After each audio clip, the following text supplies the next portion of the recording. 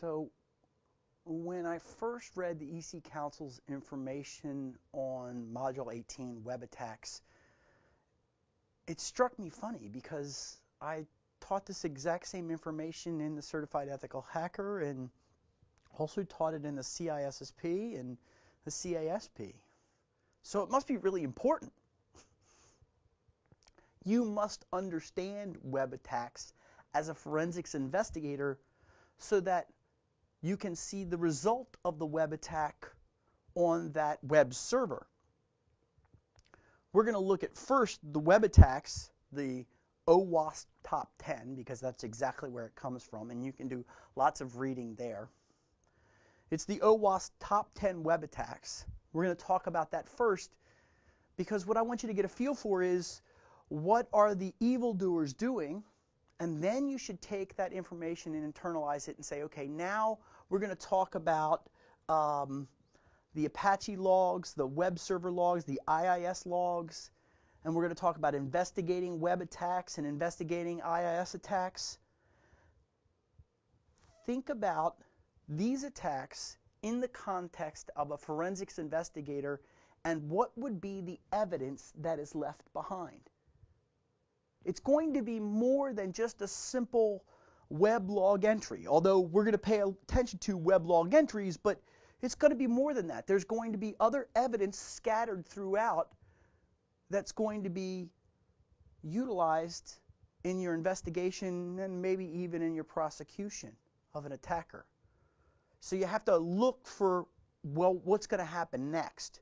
In most cases, what I will say is, if you just ran screaming from the room at this moment in time, in most cases, what I would say is, when you see the OWASP top 10, the result is going to be successful compromise of the server command and control, which is then going to be used to commit some sort of fraud on the customers of that organization, or against each one of the customers, or it's going to be against that organization committing fraud against them, ultimately for money. Now, you could argue, well, Dean, what about defacement attacks? Defacements at this point, they're still very real, but they really don't have any long-term effect on the organization. It's just, haha, you were embarrassed for about 10 seconds. Okay, that's over with now. Let's move on. But the web defacements, I think, are indicative of a deeper problem, which is they can gain control, and then if they do the defacement, what else are they doing? How deep have they gotten into the systems of the organization? Do they know your credit card database? Have they captured the list of users that you work with? Have they captured the list of potential customers that you're going after next quarter? Those are the kinds of things that I would be worried about, and I would look for the evidence in our data files on more than just the web server. Remember, we're going to go from the web server, and most web servers today are hooked to a database. They're going to go to the database, and if they've gotten into the database, maybe they have information that they can use to dig deeper into our organization. So let's look at the web attacks first.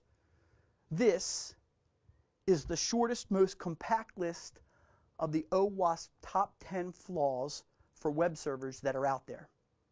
Now, I encourage you, after you listen to my presentation here, I encourage you to go to owasp.org, look up the top 10, and then look up the defenses for those top 10, because this is a chess match. What's going to happen is I'm going to do an SQL injection against you, and you're going to protect yourself using the OWASP top. You're going to use the defense mechanisms. I'm going to figure out what those defense mechanisms are, and I'm going to try and route around those. So know that that's that chess game that's going on between attacker and defender, and as a forensics investigator, you have to realize that there are going to be some controls in place that will twist up the evidence that is there for you to collect. So let's look at each one of these 10. What we're going to see for each one of them is we're going to see a generic description of the attack, maybe an example of the attack, and then how to defend against the attack if necessary. First one is injection. Well, Dean, why isn't it called SQL injection? Because it doesn't have to be SQL. It can be any command interpreter that will interpret commands given to it inappropriately. So that could be Perl, that could be the OS shell, it could be LDAP, it could be XPath. Most of the time we're talking about SQL injection. That is structure query language abuse is really what it boils down to. So the impact of this is detrimental to the organization. It goes against the confidentiality, the integrity, and maybe even the availability. I wanted to give you an illustration of this if you're not familiar with SQL attacks. Let's start off with a simple account and SKU box. This is a SKU box. In other words, somebody's supposed to look at account information and then a product. In step one, the application is presented to the attacker. Here, key into these boxes.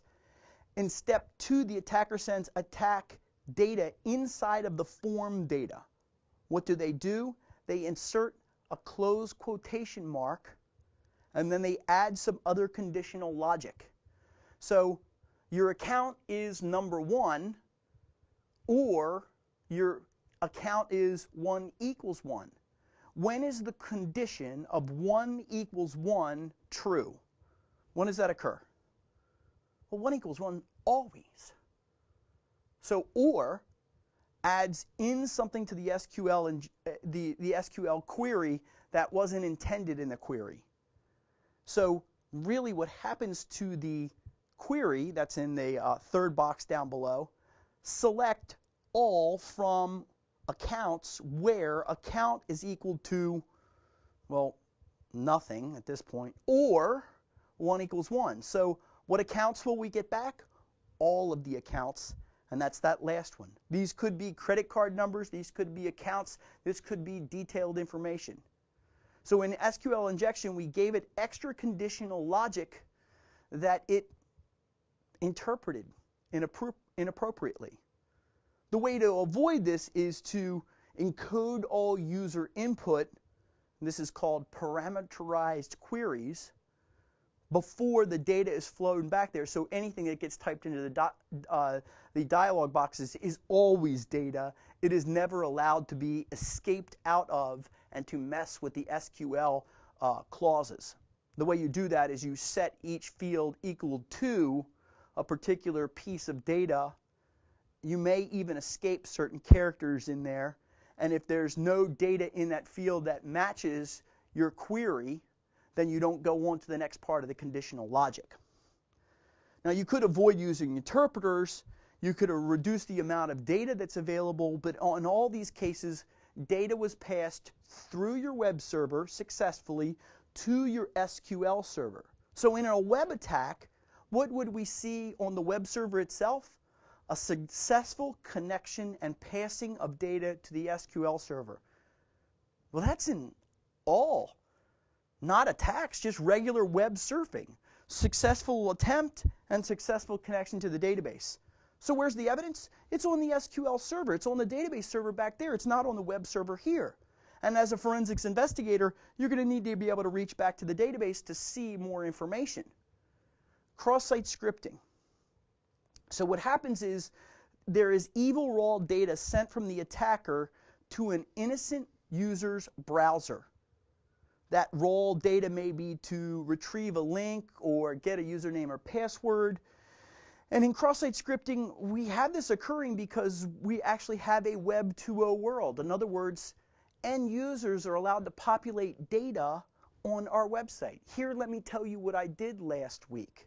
What I did last week was Perl interpretation of click this link, come to my site so I can steal your password. Well, hey, wait a minute, hold on a second. That's not what you did. Those are a series of commands that are interpreted by the browser.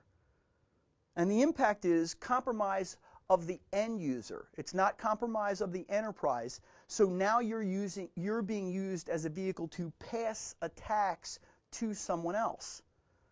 Let's take a look here. The attacker sets the trap on your server. Usually in a Web 2.0 world, they post something to your web server. The victim goes and looks at the web page that's on your server, which then redirects them to somewhere that the attacker is maintaining control. So it may be that, oh, you've connected in? Fine.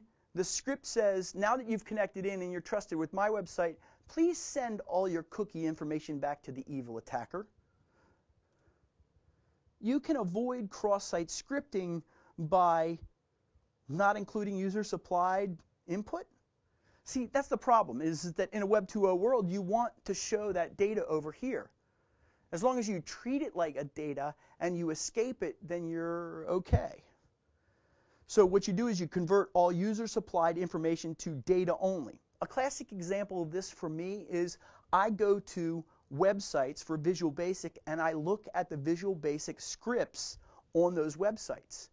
Those websites actually protect themselves by setting a quote mark at the beginning, a single quote mark at the beginning of every single line, so that it turns all the SQL code into comment lines so that I can then read them. So that's escaping that we can use. Now, where is the attack going to be leave data remnants at this point?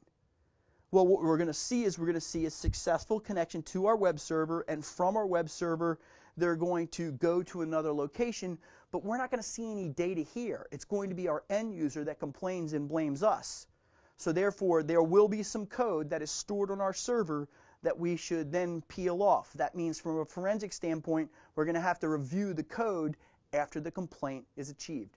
Those are just the two top attacks against web servers. In the next step, we're going to look at a few more.